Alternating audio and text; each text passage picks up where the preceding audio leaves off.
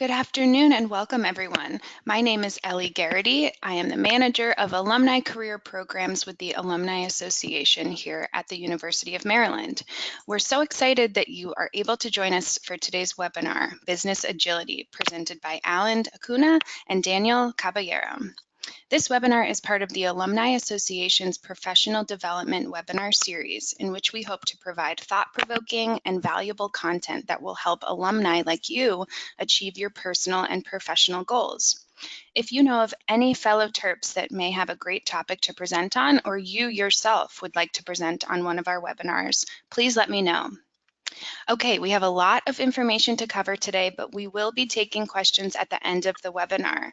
Feel free to submit any questions using the question box located in the GoToWebinar control panel. Now, about our presenters, Alan and Daniel. Daniel Caballero is Goona Consulting, Inc. Director of Training.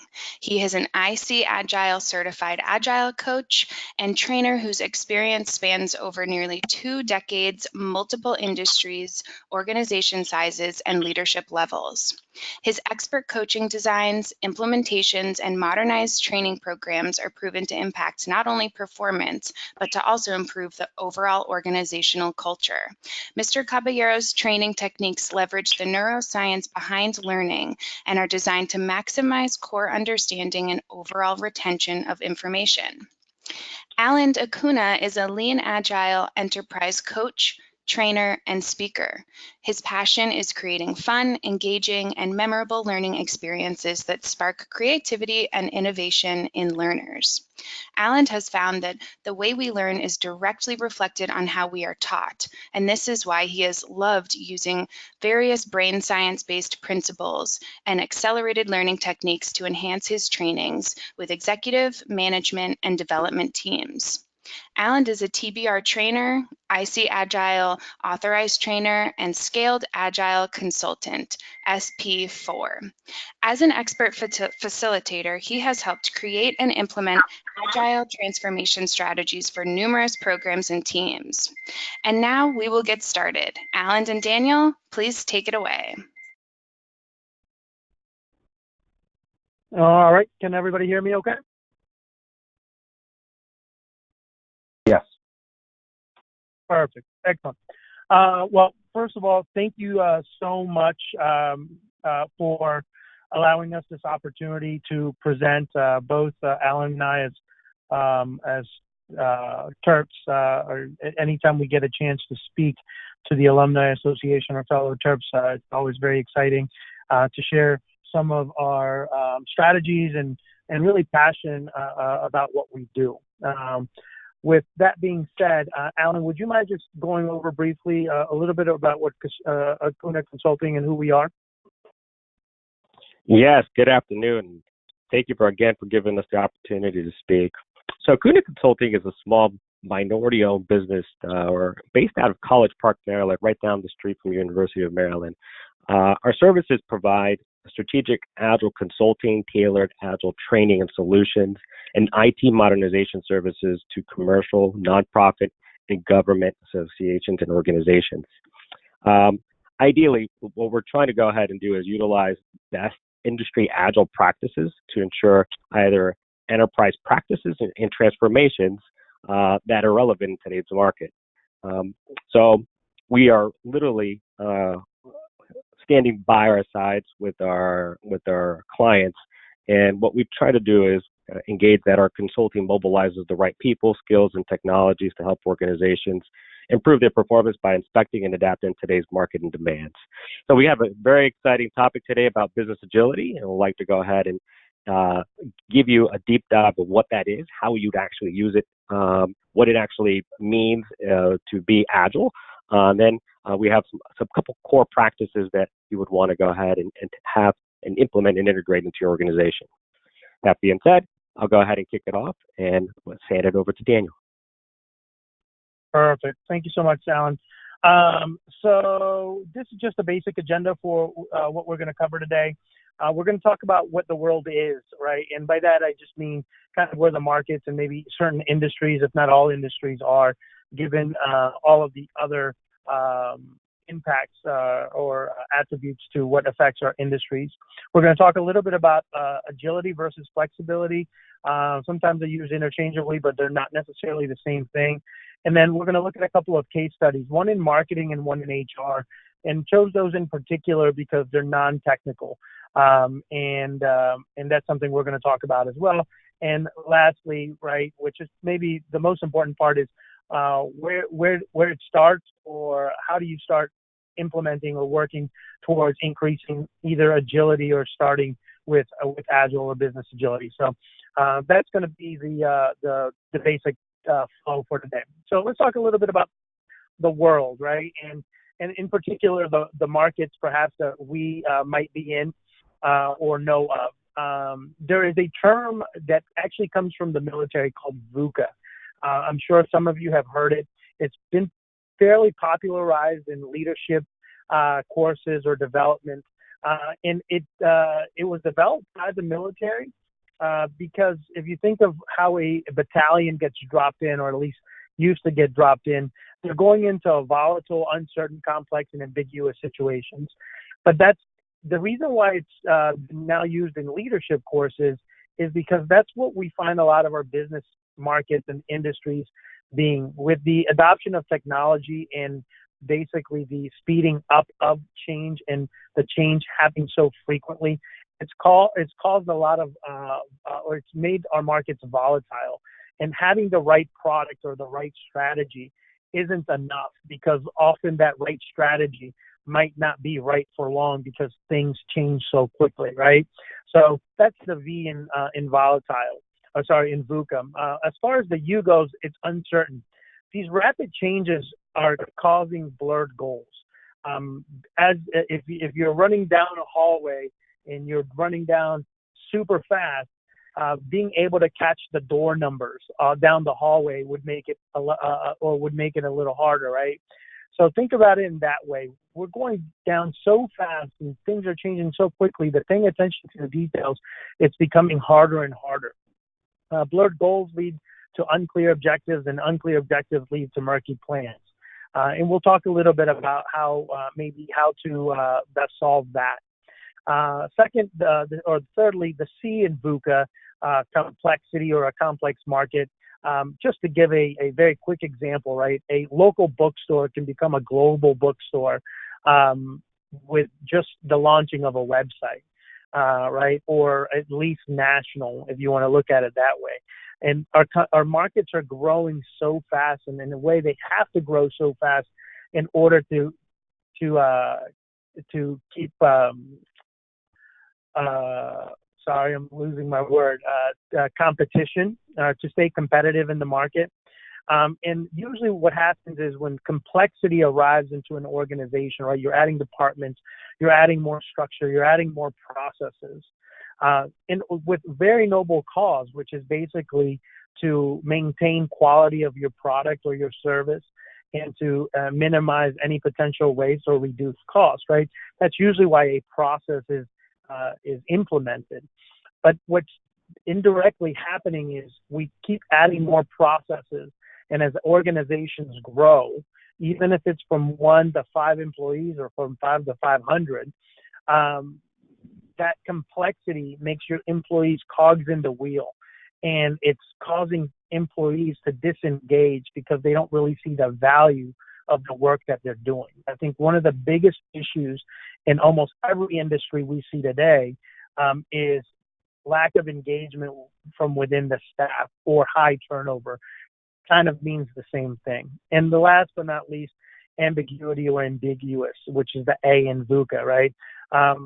It usually results from a lack of clarity, which kind of goes back to uncertainty, and can be caused by the inability to make a decision. Sometimes we're faced with 2 okay decisions or 2 good decisions, but we are unable to make a good decision because we're looking for the perfect decision. So multiple right answers, but maybe not a perfect fit. But that's what the ambiguity is. Can you click next, Alan? Perfect. So let's talk a little bit about agility versus flexibility. And before we talk about the difference, I'm not quite sure what the agile knowledge or the knowledge or the history that you might have with the Agile framework.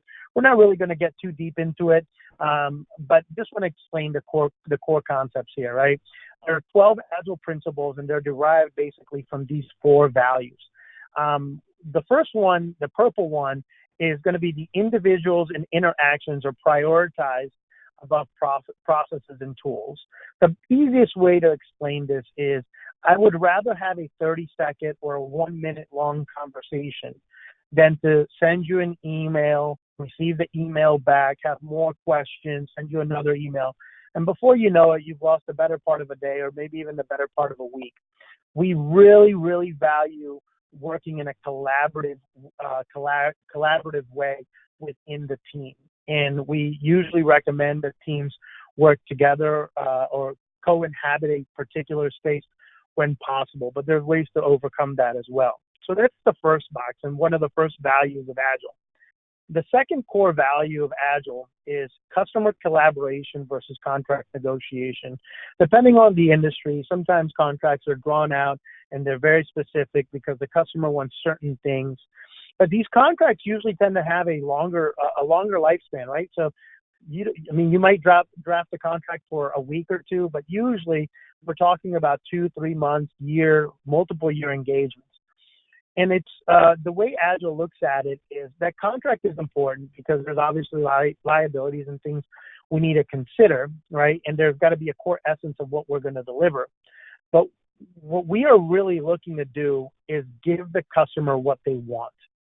So contracts are important, definitely not saying that they're not, but we really want to focus on collaborating with the customer to identify what they are looking for and how we can best help them over getting super detailed and bogged down by saying, oh, the contract said that you got 52 blogs and you're asking for a 53rd, so we're going to have to redraft the entire contract.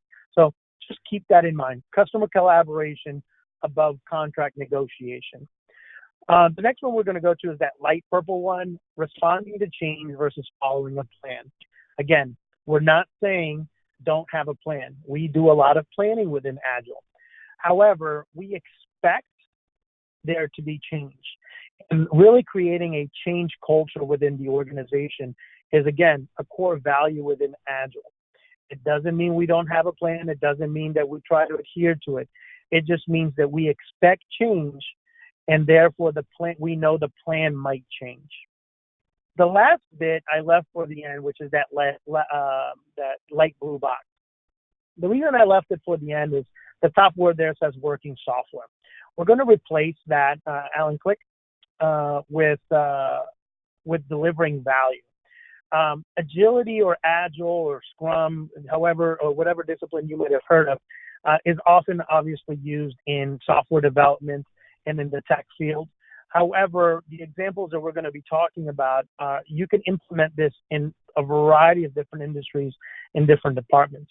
The essence of working software when it was first written up as a core value basically means we want to deliver value to the customer. That's all we're doing, whether it's a product, whether it's a service. In the case of development of software, it's obviously working software, and we're going to value that over comprehensive documentation. And what comprehensive documentation is replaced with, click Alan, is planning for delivery. We don't want to plan for so long about the value that we're going to deliver that perhaps the whatever we're going to deliver might fall out of value or might lose value while we're planning for it.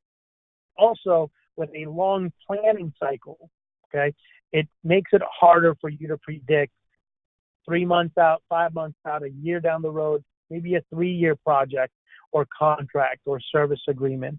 So we value delivering high value products or services over planning about how to deliver. Okay? Go ahead and click. Or next. So let's talk a little bit about agility versus flexibility. Agility anticipates that change is going to happen. We know it's going to happen. We've accepted it. It's one of our core values. Okay? And it handles frictions and obstacles by adapting and or changing. And that's a big difference than being flexible. And we'll talk about that in a minute. And the last bullet point there is quick adaptations with few limits. If if something changes within Agile, you can make a complete 180. So we're not flexible, we're adaptable, and we're changing. Where within flexibility, okay, when we think of flexibility, it's usually adapting to a force of change. Something's causing you to be flexible. And usually when we build a process or a standard of some sort, it does have some type of malleability or flexibility to absorb some of the unknowns, right? But that has its limits. And making a 100% or a 180 on any of those processes would basically cause you to create a new process or completely start from scratch again. Where with Agile or in agility, we're expecting that something like that could happen and we can do it no problem. It's reactive to the market instead of proactive. With agility, we're being proactive. With flexibility, we're waiting for something to happen and then absorbing whatever we can within the process. And again, it has a limit to change. At a certain point in time, an object or a process reaches its limit of flexibility and can have catastrophic failure. That could mean reworking a process or reworking a department of some sort. And it can happen, right? But it's usually a much longer timetable. Where with Agile or within business agility, we're saying since we're expecting change and we're working in smaller increments, we can make those changes a lot quicker with less disruption to the overall organization. Next. So just as as a summary, agility is the ability to change with minimal friction. Friction can be represented by additional financial costs, higher turnovers, loss of production momentum, and much more. And all we're saying is that as you increase in business agility, we're lowering the cost of change for your organization. That's the main purpose of business agility. And given the fact, hopefully, that you agree with me as far as where the world and the market is we know change is coming. So let's try to make that the least expensive possible to adapt. Next.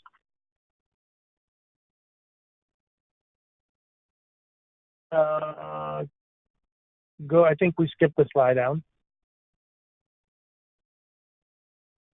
There it is. First, go back. The first poll question is coming your way. Just given what we've talked about so far, where do you think you need agility the most? And if one of the answers isn't the multiple choice, please feel free to put them in the chat and we'll collect them that way.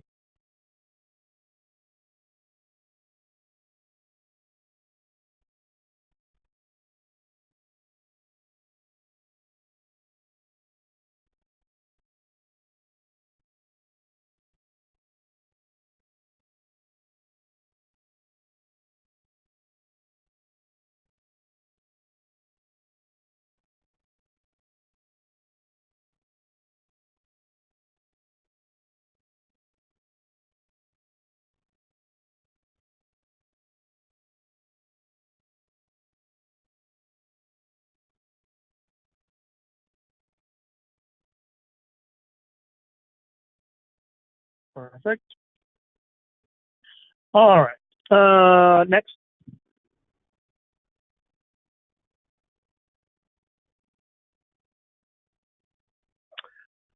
Go back one.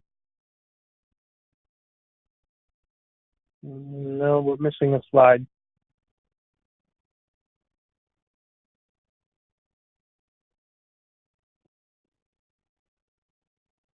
Back one more.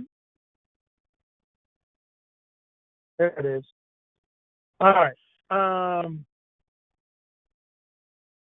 Perfect.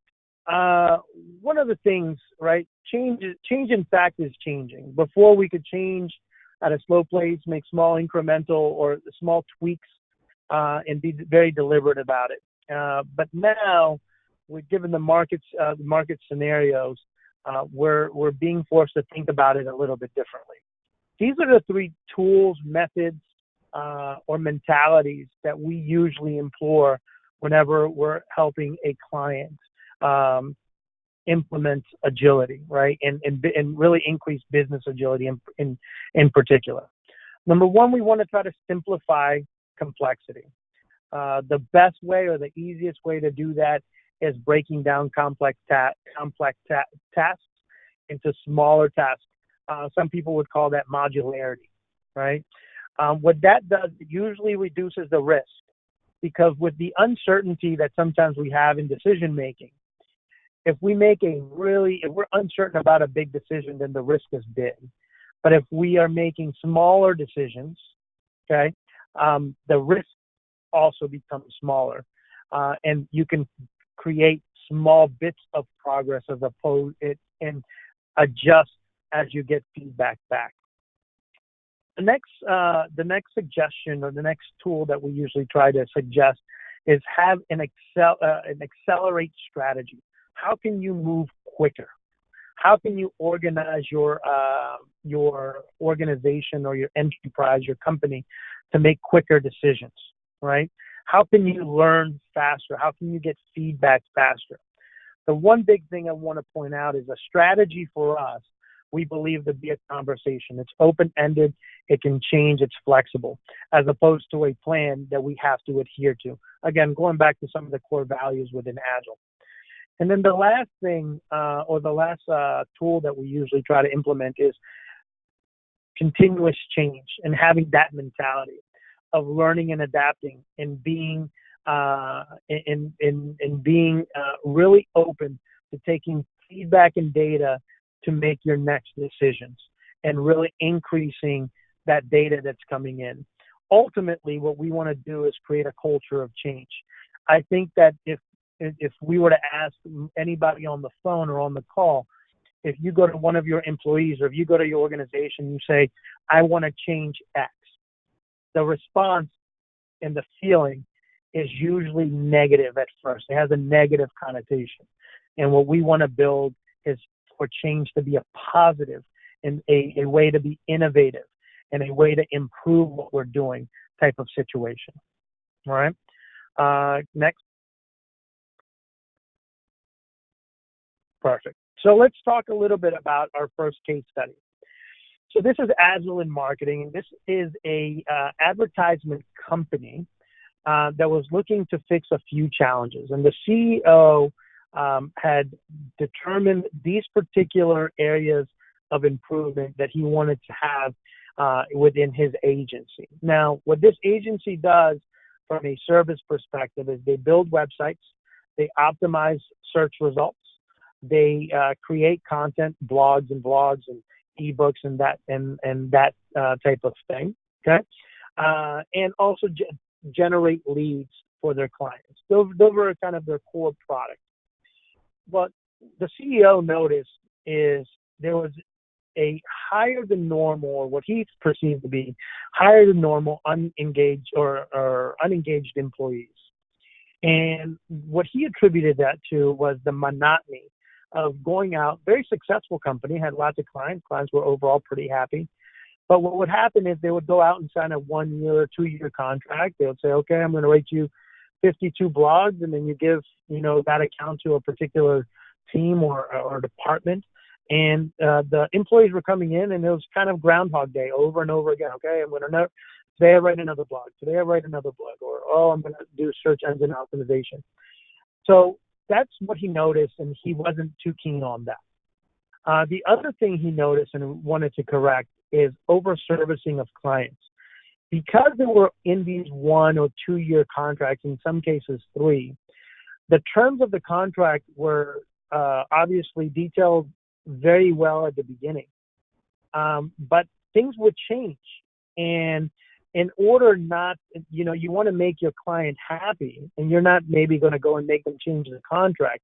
What they were doing is doing a lot of extra work, or perhaps an initiative that was part of the contract was not working as well. They would turn around and say, okay, we'll do this for you to, maybe improve the better result. And that basically is just extra labor for not more money, right? If you think about it, you're giving more services just to keep them happy because that's the right thing to do for your customer or your client, but you really haven't billed for it. So over servicing of clients was a big issue for him.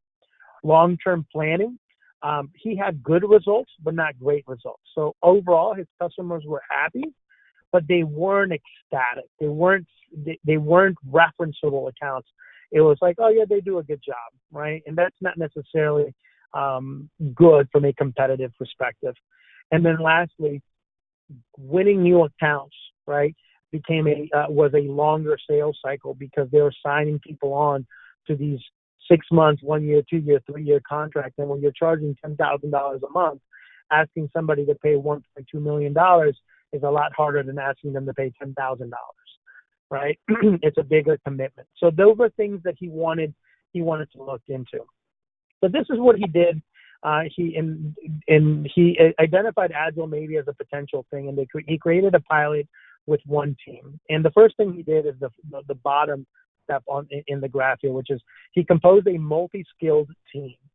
Basically, he had a designer, a trademark specialist, a marketing analyst, a developer in case we need to do websites.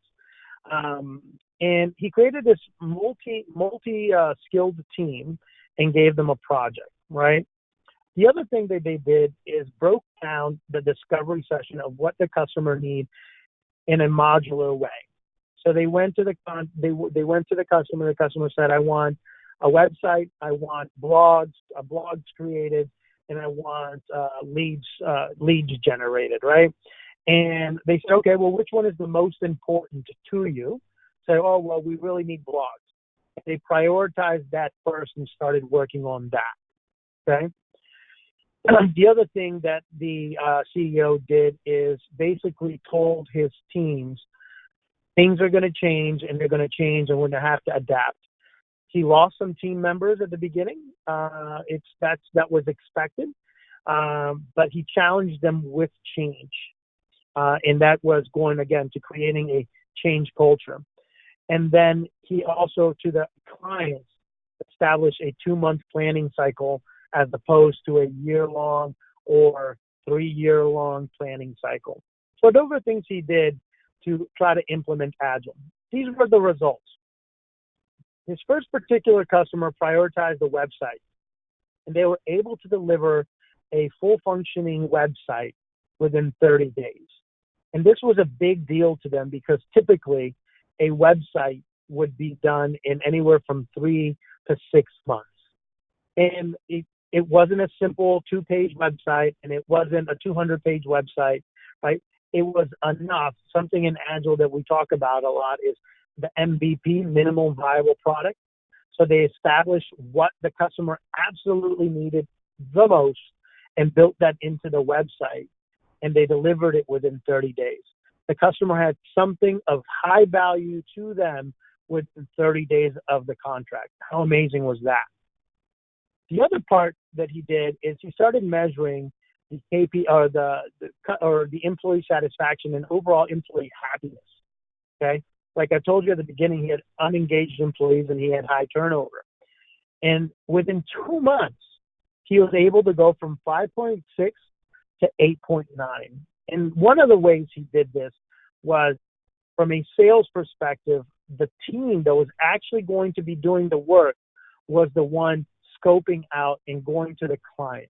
There's obviously a sales component or sales department component to that meeting as well, but they were there trying to figure out what's of value, how much it would work, and basically figuring out return on investment right at the very beginning. And that what that did, it made the team feel like they were contributing more and they had more control of their work. This website generated 4,000 more hits than the previous, 2,000 more hits, which was a 100% increase from the website that was originally there. So it went from 2,000 to 4,000 visits within the first month. And last but not least, within 2 months, they went from generating 3 or 4 leads per month to the second month being generating 400 leads. Imagine what the customer had to say about this particular marketing company. Became an automatic referenceable account. Okay. So go on to the next one, Alan. That's Agile in marketing. Let's talk a little bit about HR. And this was very intriguing to me when I first started learning about using Agile in HR, and very, very curious. And this was one of the best case studies I read about. This is a company out of the UK that is a tech company, and the tech portion, right, the developers and software developers, they use Agile all the time, and they were very happy with it. But what one of the head of HR wanted to do was reduce turnover. Again, similar product to the other example. In the tech business, there's a lot of gig jobs, or at least that's what they call them, where they were there for like a year, and they'd go on to the next thing and the next thing and the next thing. So that was causing a big financial strain on the company. Again, very successful as well.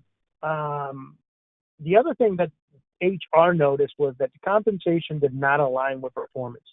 People making the most money were not necessarily the highest performing people. I don't know if any of you faced that. And people who were performing really high weren't being compensated and perhaps motivated in the right way. And maybe that was leading into the high turnover. But that's another challenge that they wanted to tackle.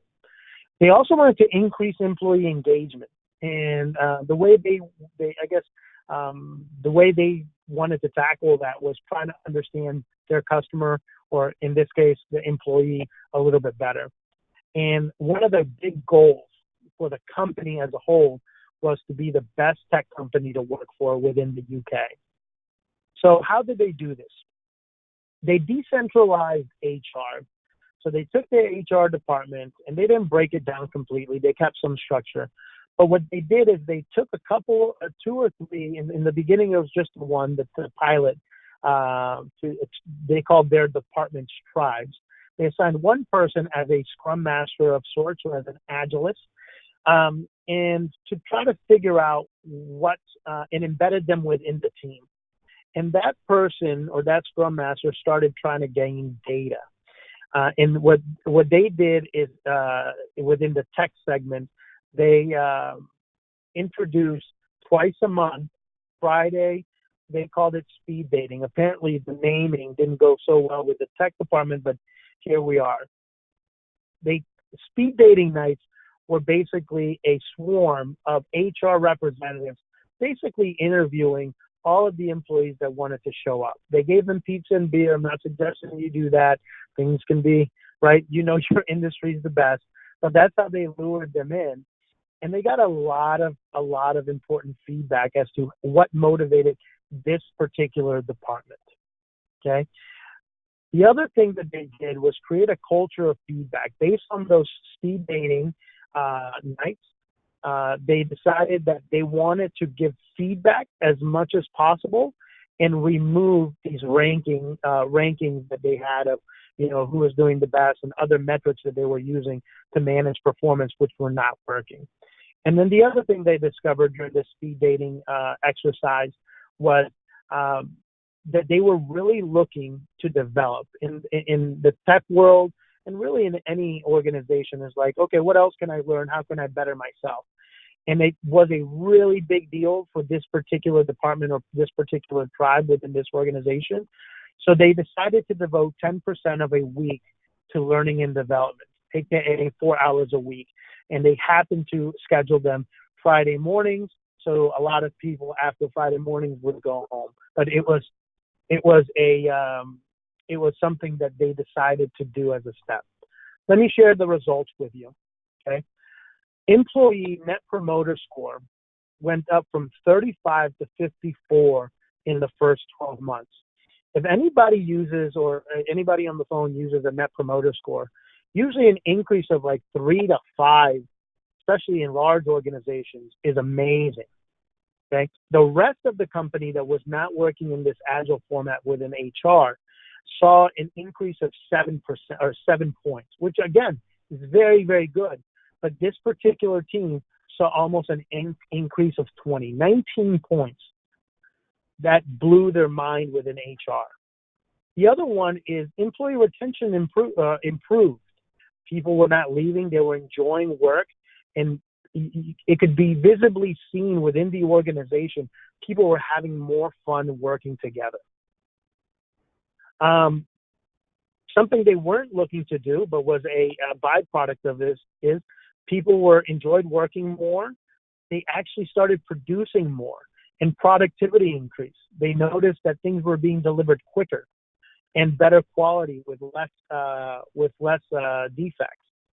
And last but not least, a culture of change was created.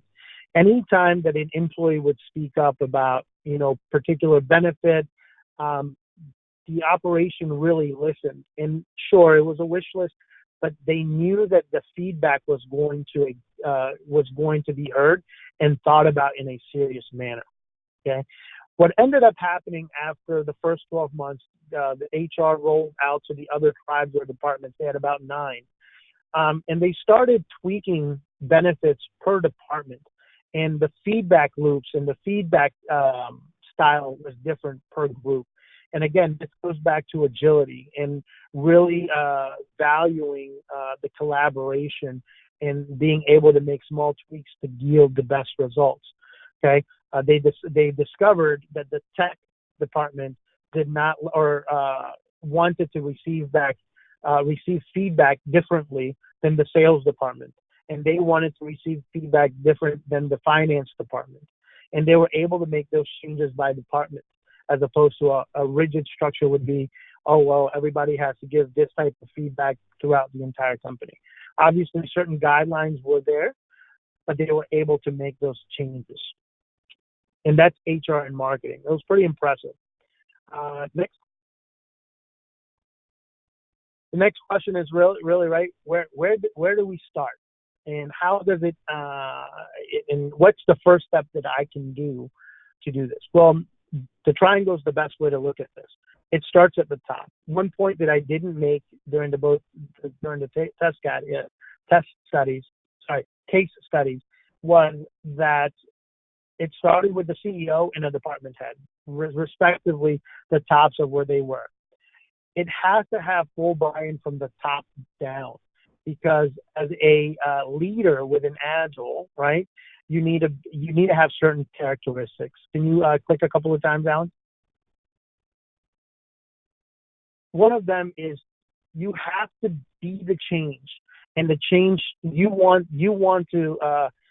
have to drive the innovation and the ability and the desire to change and continuously improve. Servant leadership is something we talk about, okay, which is basically Agile teams are formed in a self-organizing, self-managing kind of way. And as a leader, we are there to try to remove obstacles or frictions that is preventing them from being the best they possibly can. And that's our role, more so than telling them what to do or what not to do. Transparency is a huge, huge piece. It goes in line with the clear, simple vision, is understanding what we are all working towards and what my role is in this, and more importantly, how close are we to achieving this or following what we want to do. Things have to be aligned. Everybody has to, again, and that comes in from the top down, everybody has to be pulling in the right direction. And last but not least, the shorter the feedback loop, the better. And feedback is key, and it doesn't have to be a formalized, meeting or, oh, how are you doing? Here's an evaluation, fill this out. It's just it could be as simple as, hey, how are you doing? How is your project doing? So shortening that feedback loop is incredibly important, and that's where it starts. Next. So this is our second poll question. Would want to know what industry you are in. And again, if your industry is, I think it's a fill in the blank here, just trying to understand where we might be able to help.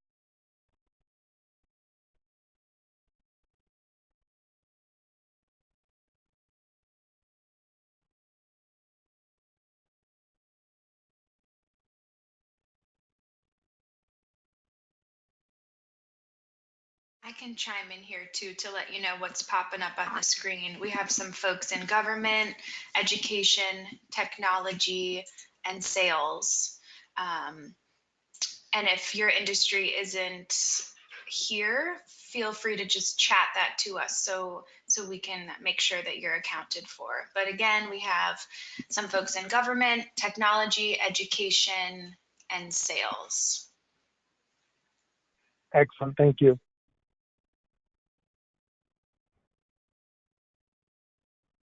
Perfect. Next.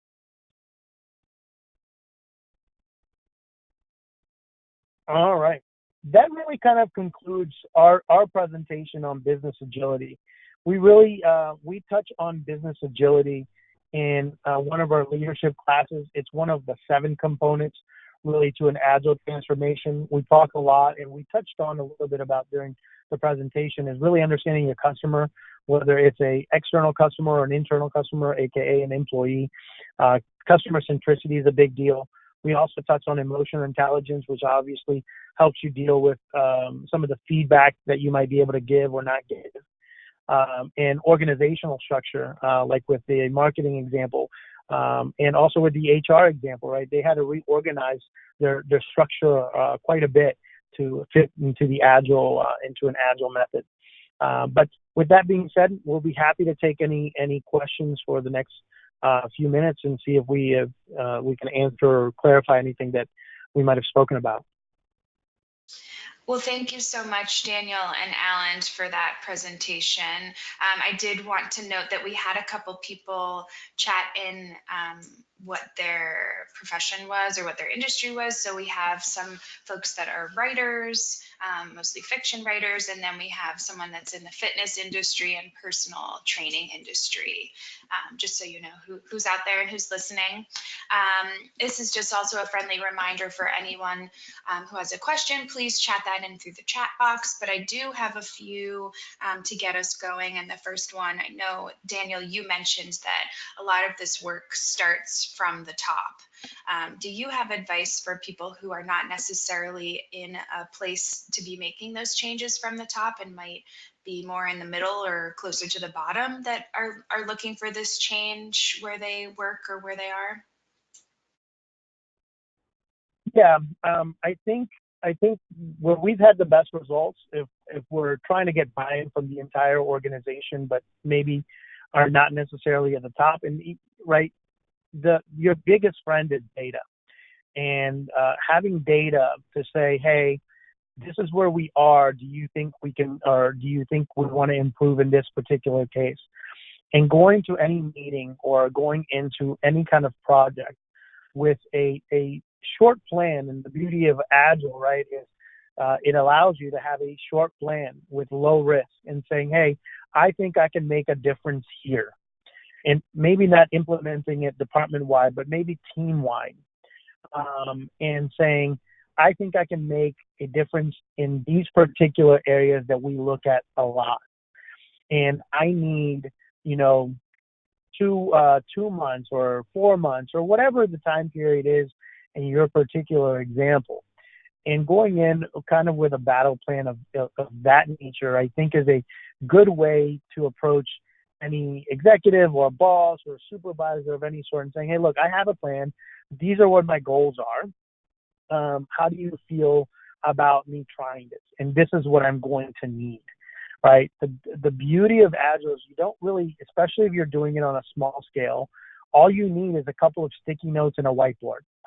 It isn't a high overhead, but you do need the knowledge, right? And really the fundamentals.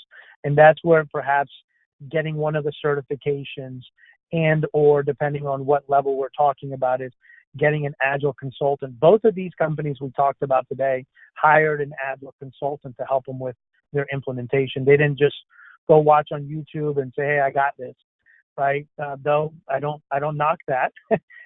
And there's a lot of learning to be done on YouTube. You really need somebody to help you, or you could need somebody to help you with the implementation and really trying to get it right as far as holding true to the values as much as possible. Alan, I don't know if you have anything to add to that. Yeah, I get the only thing that I would add as well is just ensuring that you have change agents, right? So if you have a particular champion that is looking to go ahead and do some change, what we've seen of really good result and value is having those people work together and bring up that particular case study or issue to the senior management team.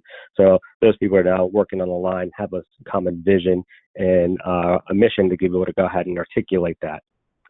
It's hard to go ahead and not have that data or being able to have that quantitative or subjective kind of information and then make that case.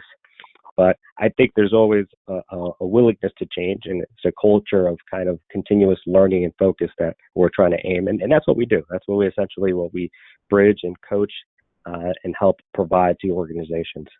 Hopefully I found this of help.